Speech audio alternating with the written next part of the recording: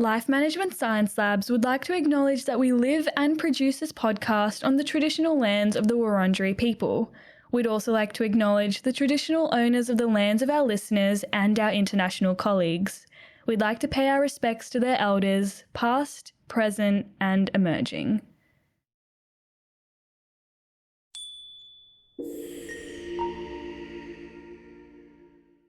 Hello, everyone, and welcome to Bouncing Back, the Personal Resilience Science Insights podcast produced by LMSL, the Life Management Science Labs. We are champions of life management science, providing structured insights informed by science and inspired by practice on key aspects of conscious living. Each week, we bring you scientific and practical insights on each element with the expert knowledge of professionals in the field. I am your host, Joanna. Let's get started. Welcome back to the show. Imagine a world where your work doesn't consume you, where stress is a signal, not a sentence, where burnout isn't a badge of honor, but a warning light you finally learned to read. Every day, millions of professionals are trapped in this relentless cycle: hustle, overwhelm, and crash. But what if I told you that the way out is to reimagine how we approach work, wellness, and our own human potential? So, in today's episode, we're not just talking about managing stress, but a new perspective on how to approach it. And guiding us through this is industrial and organizational psychologist Lora Bishop. So, welcome to the show, Laura. Thank you for having me. I'm really excited to talk with you all about these topics. Yeah, I'm really keen to learn more as well. But before we jump right in, do tell us about your background and what compelled you to pursue IO psychology. Yeah, so I'm born and raised in Minnesota from the Midwest area of the United States. All you need to know about here is it's cold. And I decided to pursue psychology at the University of South Florida in Tampa, Florida. I decided to get out of the cold for a little bit, and I had really enjoyed psychology as a high schooler. As an undiagnosed autistic person, I feel like I was just spending a lot of time trying to figure out people. And so obviously psychology was a great fit for that. At USF, I was really lucky to be able to go to a university that had like a very strong industrial organizational psychology program. I think in other countries, they just call it work psychology, which I would wish we would do that too. But I had the chance to do a couple of years of undergrad research experience, including my own honors thesis, where I studied essentially like LGBT student leaders on campus and their experiences in student organizations. And then that led me to applying to PhD programs, and I'm currently a fifth year PhD candidate at DePaul University in Chicago. And I currently study like social identity at work and its relationship with occupational health. Wow. So yeah, it's been a long journey, but been very exciting. But I can talk more about whatever questions you may have. That's really interesting. It sounds like a really personal passion for you as well, which is always great to hear. But on a more general level, across all of the workplaces, what do you think the biggest challenge is that people face when stuck in that vicious circle of burnout? Yeah, so I studied burnout in my master's thesis, and I looked at its relationship with people's social identity, which is a very understudied topic. And I think that one of the largest reasons that people get stuck in this cycle is because they don't know that there is ways to manage it with science. And so that's why I really love the field of IO psychology, because have studied burnout extensively, and there are solutions. And when organizations and people work together, people don't have to burn out. Like, it's not an inevitable consequence of work. It's something that can be avoided. Yeah, that's really fascinating. And I myself, I didn't realize that specifically was the reason that people were stuck in that vicious circle. I personally thought that people were just avoiding the issue. But that serves as a great introduction for the topic for today. But before we get further into detail and learn more about this, let's get to know you better as well. So this is Have You Met Laura? And my first question for you is, what is your favorite book? Yeah, I was excited about this question. I love reading. So My favorite book ever since I was like, I think 12 is The Perks of Being a Wallflower by Stephen Chbosky, I think is how you pronounce his last name. It just really resonated with me and still does to this day about like the complexity of growing up, dealing with mental health, navigating your identity, figuring out who you are. And I also just really appreciated the way that the character Charlie found his way via like support in his life and making like really high quality friendships and leading on his family. I really thought that that was like a beautiful journey of self discovery. And obviously, the movie adaptation of it is really, really amazing as well. Yeah. And what about movies? Have there been any that you've enjoyed recently? Yeah, I'm glad you asked this too. I love movies. Last year I saw 224 movies. So I go to the theater a lot too, so I really enjoy that. To me, one of the most underrated films for like 2024 was this movie called Thelma. It's starring June Squibb. She's 93 years old, and she has like just this incredible performance as a grandma who seeks revenge on a scammer that's taken advantage of her, like one of those phone scams.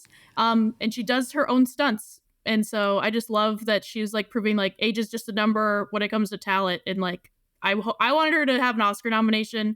She was snubbed. It's fine. But yeah, I loved that movie so much. I laughed and I cried. So Wow, that's really interesting. I'd have to watch that one. I'm surprised I haven't watched it yet because I did watch quite a few last year as well. I'm not usually a big movie watcher, but I did try to watch a lot more and I have, but I'll definitely be looking that up. Now, what about podcasts? Are you listening to any at the moment? yeah, so since I don't have a commute, I do struggle to find time to listen to a podcast. But I really enjoy listening to podcasts when I'm walking. I've just started really listening to the Bouncing Back podcast. I actually really been enjoying it. And then also the Work in Progress podcast that y'all have has been pretty helpful for me. I've even like done a couple of the tricks for my schoolwork. Work Life by Adam Grant is a classic. He's a legend in our field. So he always has really interesting guests. And then I always have to shout out my favorite small podcast, which is called Healthy Work. It's by two IOs, Dr. Keaton Fletcher and Mariana Arbin. And they do summaries of recent research about making work healthier for everyone. That's amazing. Those sound like really good recommendations, and I can't speak for the rest of the podcast, but I do learn a lot from the podcast that we produce. So, well, shameless plug there. Go check out the rest of our podcast as well. But aside from that, either professionally or personally, do you have a role model, someone that you look up to? Yeah, I've thought about this before, and I feel like I don't really have like a single role model. I just really enjoy like meeting new people and learning from them. There's so many like incredible people and inspirational stories like to be learned, and so for me, like I just kind of take a little bit from everyone that I meet, and I try really hard to maintain those connections and I just kind of look up to all of the people that I've met that have helped me along the way and like do really cool things that inspire me to make my own path as well. So no specific person, but I just have really been lucky to meet a lot of really cool and great people. Yeah, for sure. And what kind of traits do you find admirable? Well, I mean, it's easy to plug it because this is a topic, but like truly resilience and like authenticity are the two that I always, whenever I meet someone with a interesting or unique like walk of life, those are the two things that always stand out to me and help me with what I want to do with my career and my research and even like my own art. And so, just learning how they have like gone through difficult times but also like the way that they continue to challenge themselves and grow. It just really gives me a lot of inspiration for myself and making sure that even when I face those setbacks that I keep going as well. So Yeah, well, that's good to hear. Seeing as we are on the Personal Resilience podcast, and I'll get you to share a bit more about what you think personal resilience is as well. But before we go into that part of the interview, the last question I have for you is what is a class or course that you've taken that has stuck with you to this date? yeah, my occupational health psychology course with my research advisor and academic mentor plug Dr. Shelley Rivola, has been really like inspiring. And I literally look at the syllabus at least once a month to pick an article out that I may have forgotten. Um, they really focus the professor like really focused on promoting well-being of workers as like the ultimate criterion that organizations should be trying to reach, rather than productivity. And so I just really appreciated like the intersection between health and work, and like the way that my professor made sure that we had like interactive discussions and challenging assignments to help us really see how these topics go together and understand, like, for example, the effects of stress on the body and how does that manifest at work and outside of work. So talking about work-life balance and topics like that. It was just really a full life cycle and lifespan discussion. And I think that it was probably one of the most impactful classes I've had. Yeah, that sounds like it's such an interesting and rewarding class to have. I'm so excited to learn more from you, and perhaps you can share some of your takeaways from that class as well, throughout the podcast. So let's move on to the main portion of the interview now. And for starters, how would you define personal resilience?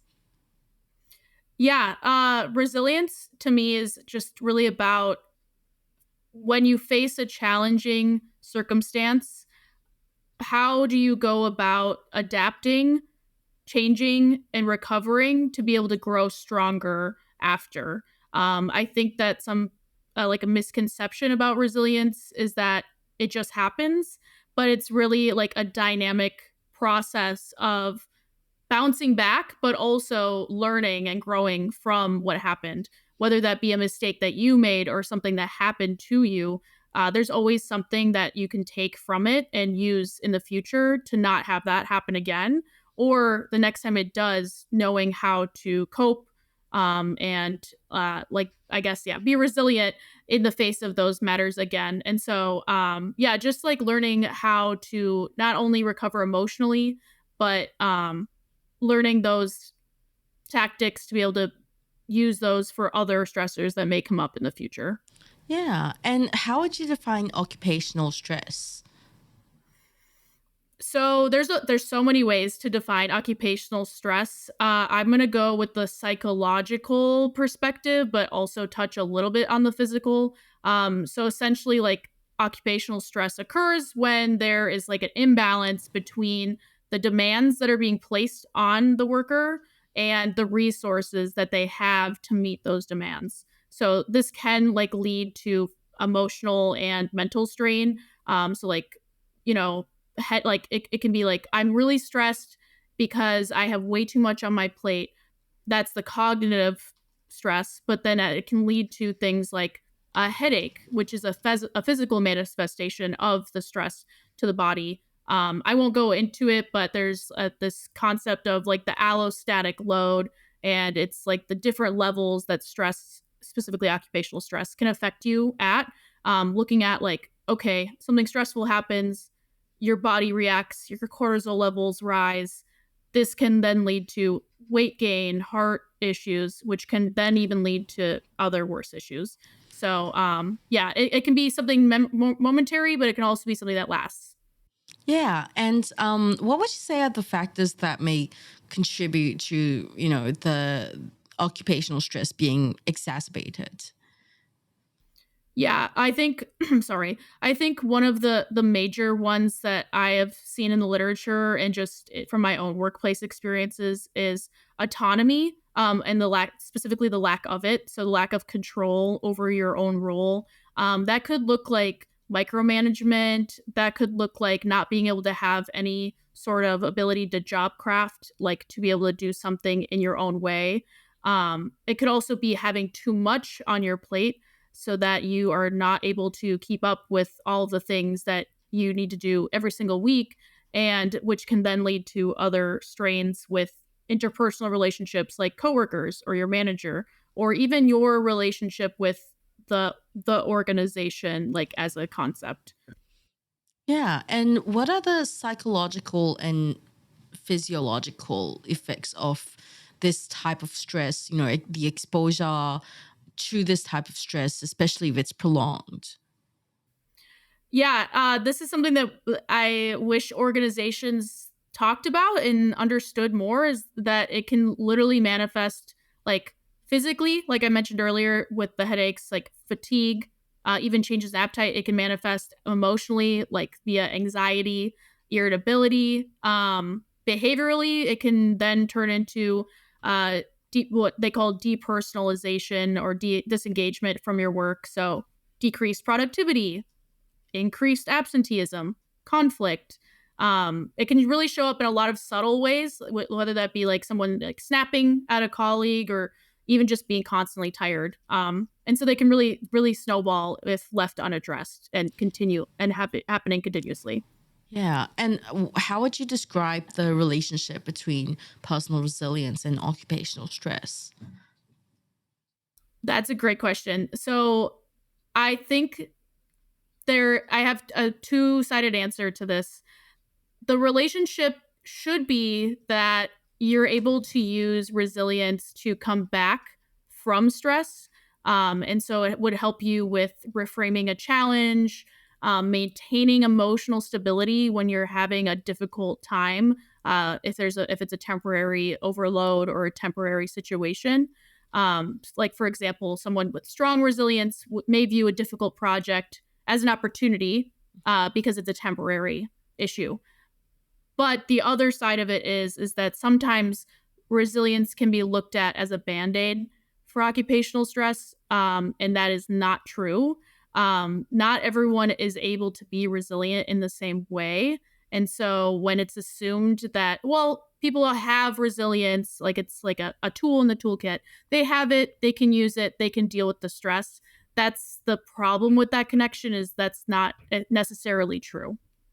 Yeah, that's really interesting because I feel like a lot of people do think, well, there is like a group of people that do think like you should just bounce back from it and just like whatever setbacks, you just immediately pick yourself up. That's your responsibility as the worker.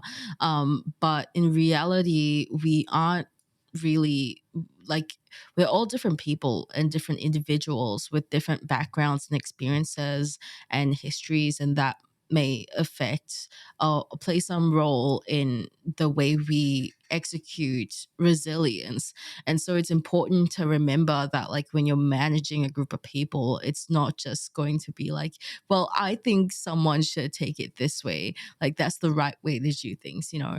And it can be also just really I just imagine it can be really discouraging to know that a coworker is thinking that way. But you know, bringing it back to the topic for today, what do you think is the importance um, of redefining work related stress, especially with what you've shared in mind? Yeah, I love that question. And it's something that I wish I could do as my job, but unfortunately, it's not really a career path yet. But I feel like a lot of organizations need to work on redefining work related stress by shifting the narrative from stress is unavoidable. It's going to happen. You're just going to have to deal with it.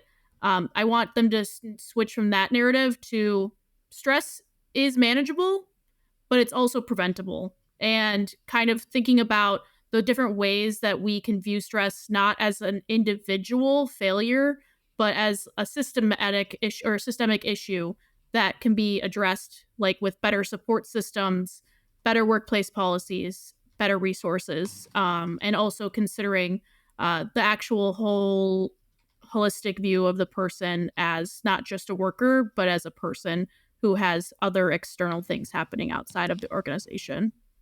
Yeah. And so, how do you think the traditional concept of work life balance has evolved in today's work environment, or rather, how do you think it should evolve?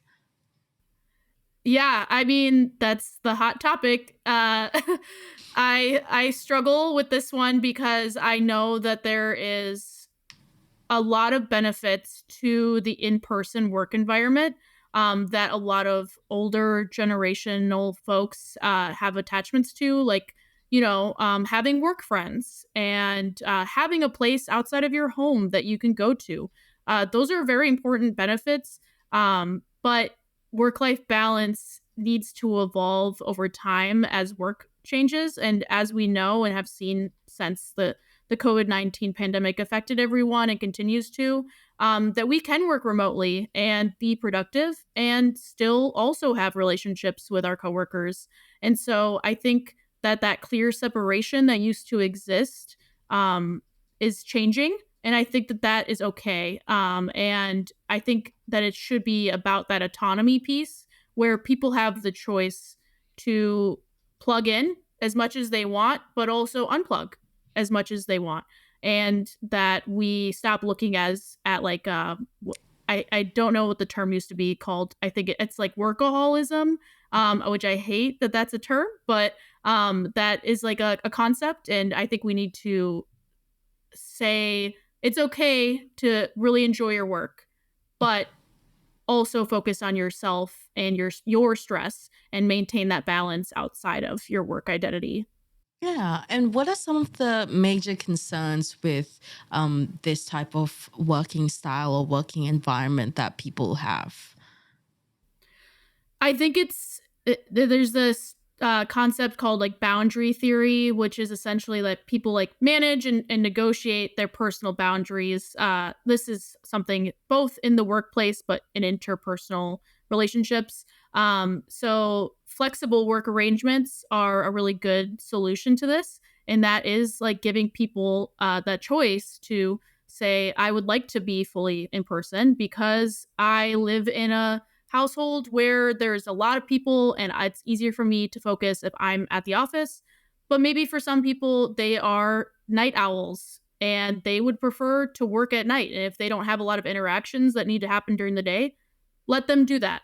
And so it's about like letting people have that choice in the way that they want to set the boundaries of the work life balance rather than forcing or like which has been a common issue recently, which is like the forced return to office without considering the needs of the workers, which may be unique depending on their situation.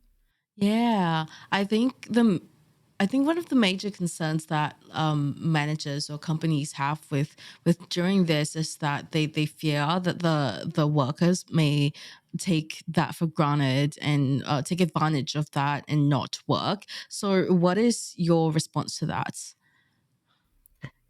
I would say, have they ever been in a company? There's lots of people that waste time in person as well. There's a joke of the people being personality hires.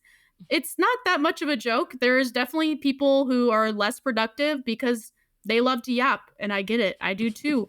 But they are more likely to yap if they are in person around other people because when you are at home, you can't really yap super easily via Teams or whatever the chat mechanism may be that people use. A lot of people don't want to stay on meetings longer than they have to when they're on Zoom. So, I think that the concept of, oh, well, people may take advantage of it. People have always taken advantage of it. I think it just looks different. And so maybe in this case, someone takes a nap in the afternoon, and that's their version of taking advantage of it.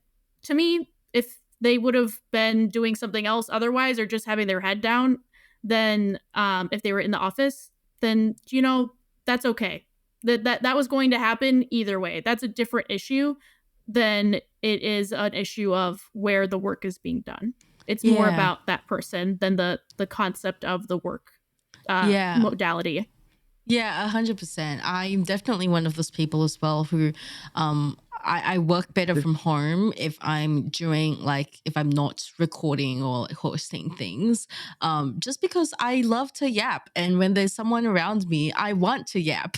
And it gets really distracting. And I end up taking way longer to complete any work when I'm in the office with someone else around. So having the opportunity to decide that I can work from home if if I don't need to be in the office has done wonders for me essentially. But on a more personal level, like individual level, some types of stress can be healthy when it comes to work, right? But the others can be really harmful, which I think it's that kind of stress that we are talking about for the most part. So in what ways can we distinguish them from each other?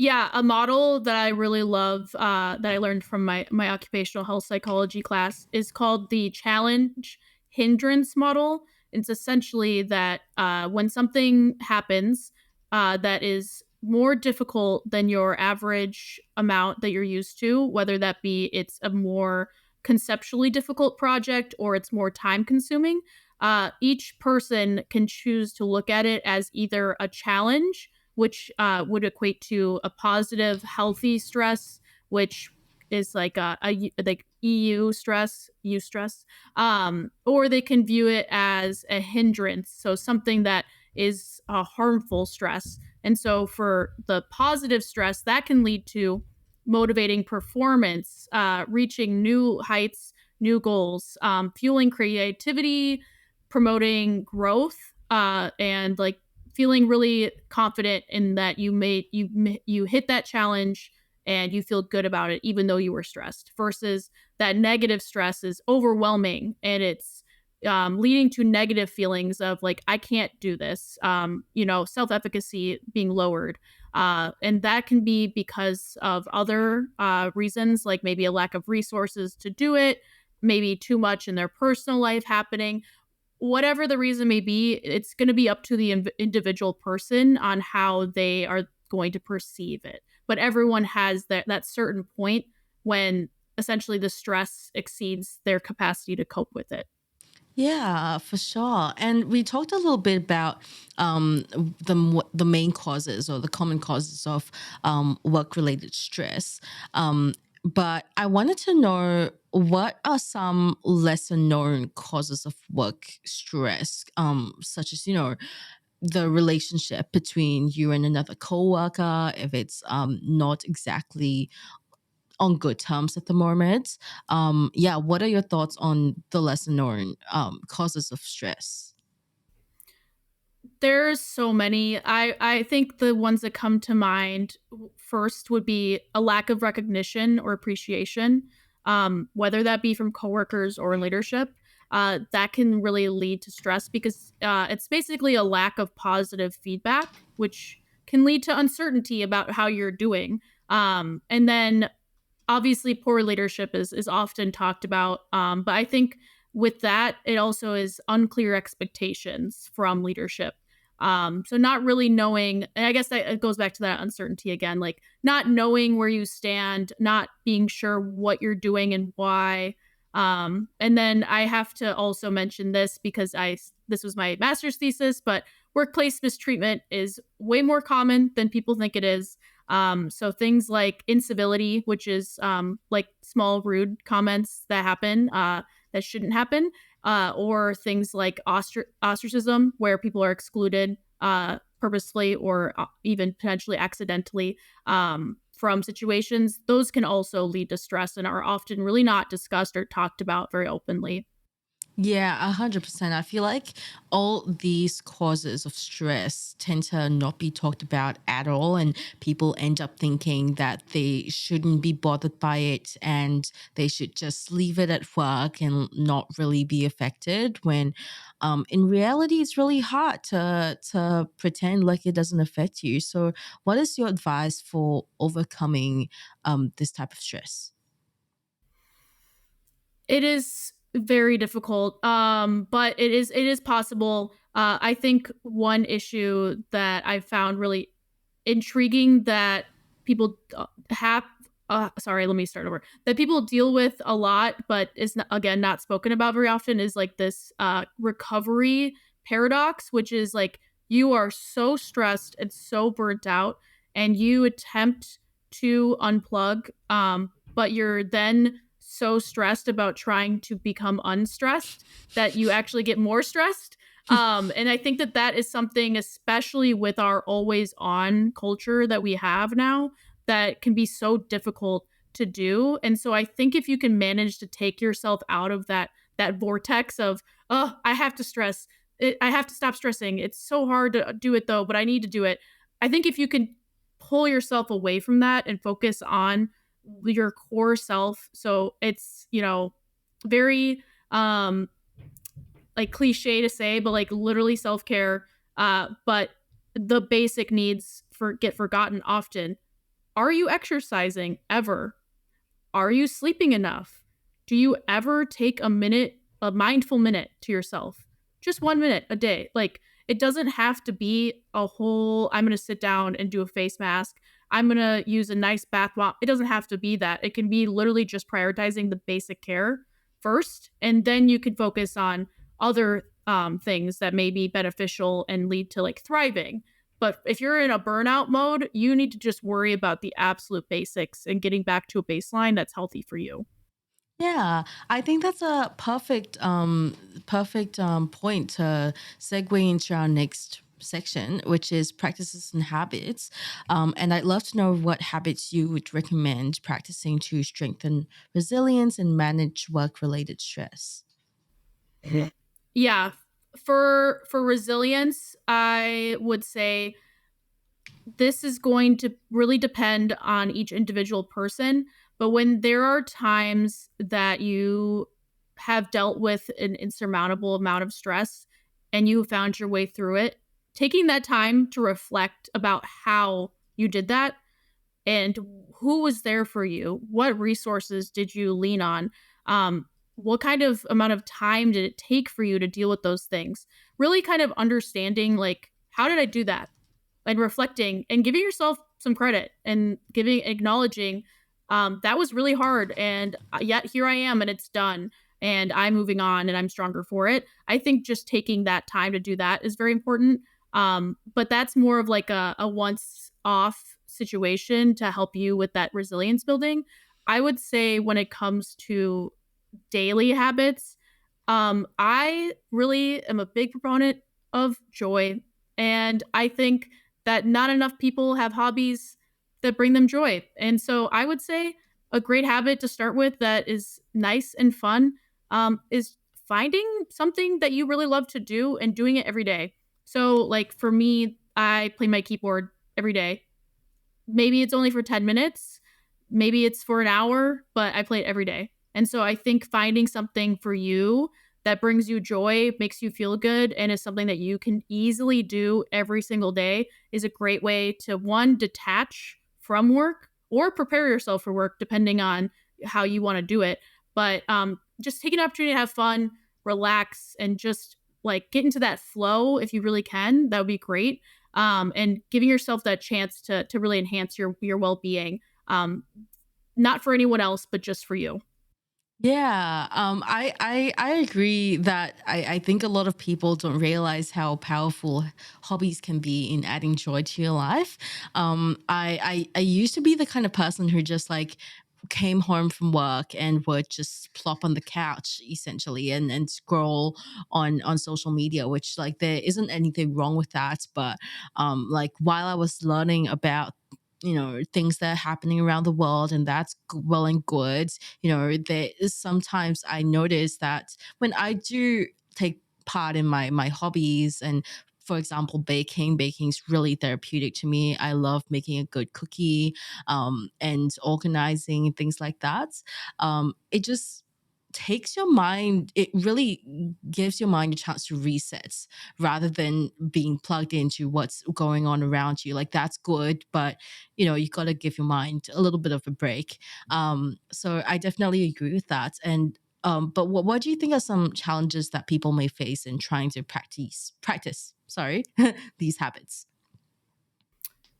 Time time is hard. There's so many things that pull at our attention all the time, and we not only work, however many hours a week we work. I the average is 40, but sometimes it's way more than that depending on what you've got going on. So I think finding that uninterrupted time and protecting it is the challenge, because boundary setting is hard and people want your time. And so I think learning to find a specific time in your every single day that I, no matter what, can sit down and take time for myself. I think that that is a really powerful way to prevent burnout, because it not only helps you with that boundary setting with others, like no I can't, it's my baking time, no I can't, I need to go practice my keyboard, super important to me. Setting those boundaries is really important skill to have, but also you still get to have that feeling like that serotonin boost. And so I think that if you can find that little pocket of time, whatever it may be, 15 minutes, 30 minutes, just protecting it will be the best way. But it's such a challenge depending on what you have going on in your life. I mean, people are parents, people take or have elder care, multiple jobs. It's a lot. And so I can understand why that can be really challenging for people to do that. Yeah. And what's your advice for those for people in those situations? If you can't do it every day, do it every other day. Do it once a week. Whatever you can do to still do it. Don't let months go by where you haven't done anything for yourself and you've only done stuff for your job, for your family, for your friends, for the world. Like, make sure, especially in a time when like we can be distracted via our phone, to constantly be thinking about other people. Don't forget to take a little bit whenever you can for yourself. And so I think time blocking is obviously like just like a very simple way to do that, is to know where your time is going and then block it out in advance so that you make sure that you make the time for it. I can't remember what the quote is, but something like, if you don't make the time will make you. I don't know, something like that. But I'm like, I'm like, yeah, sure, that makes sense. Like, if you don't set what your schedule is going to look like, everyone else will. So I think that if you can sit down and plan out when you'll do this, that will help with that success rate of maybe you just do it twice a week at first, but eventually it gets easier to have it be something more regular. Yeah, thank you so much for sharing your expertise with us. I really enjoyed this conversation and I took away many key points from it. So I hope our audience has too. So now let's move on to the open mic section. This is your chance to talk about anything you wish to talk about, anything you're passionate about, and it doesn't have to be related to the topic. So the floor is yours. Please take it away. Yeah, I like that you do this session. I think that's really a cool way to let the speakers, the guest speakers, have a chance to like share something a little bit different. And so I thought about what I wanted to share. And I think something that I really appreciate about my journey in IO is that I've really discovered that I can integrate storytelling into it. And I really like believe in the power and the role of storytelling. And you're obviously a journalist background, so I know that you can understand the importance of it.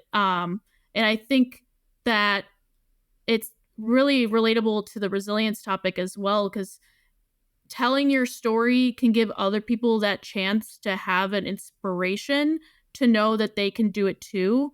So, like stories connect us all the time and they teach us empathy. They help us understand diverse perspectives. It could be through a book, a film, a conversation.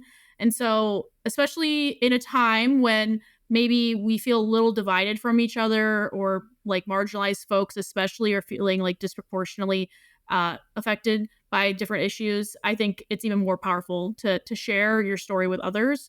And don't isolate yourself, and rather find those who can understand or learn from you, and create that sense of connection with other people. And whatever community you may be a part of, finding a way to connect with those people. And then also just like putting voice to the fact that like everyone goes through setbacks and everyone has failures is something that I've found through my journey, that has been really helpful, because a lot of people, if they don't know you, they think that everything just happened very easily.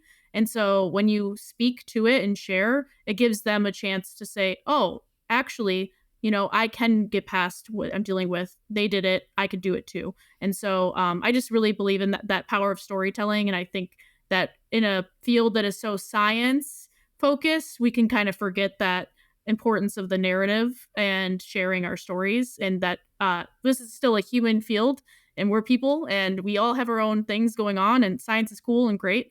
But I think that storytelling piece is really important to me. So would encourage everyone to do that and share a little bit of themselves more with others. Yeah, I think it's great that you're holding space for the storytelling because I've always been of the opinion that well, at least I try to do this in my day-to-day life, which is like if I'm having a conversation with somebody and they ask me how I do something, I try to be as transparent as I can and be like, yeah, I was really daunted. I'm not gonna lie, I was really, really daunted, and it is very intimidating to do this certain thing. It took years for me to come to face it, to feel confident enough to rise to the challenge, and so sometimes it really just takes time and a lot of thinking and a lot of learning, and at some point you'll get there, and just having that transparency with people I think is so important, because I feel like when we don't do it enough as people, as human beings, or even in professional settings, we're not as transparent as we should be. And I think the transparency is more of the, like, that bit inspires people and it shows people that, like you said, not everything is done so easily and so smoothly. And yeah, I think that's a wonderful thing to share about in your open mic. So great use of open mic. Now, if our listeners want to find out more about you and what you do, where can they go? Yeah, for me, I'm pretty active on LinkedIn. So my name is Laura, spelled like Dora, so the phonetic way, Lora, Bishop, like the chess piece. So I don't think there's that many people with my name, especially, I don't think there's anyone in IO psychology with my name, so I should be pretty easy to find. Um, Blue Sky is really cool, great alternative to Twitter, slash X, if you're not using that site anymore. So I'm on there, same thing, Lora Bishop.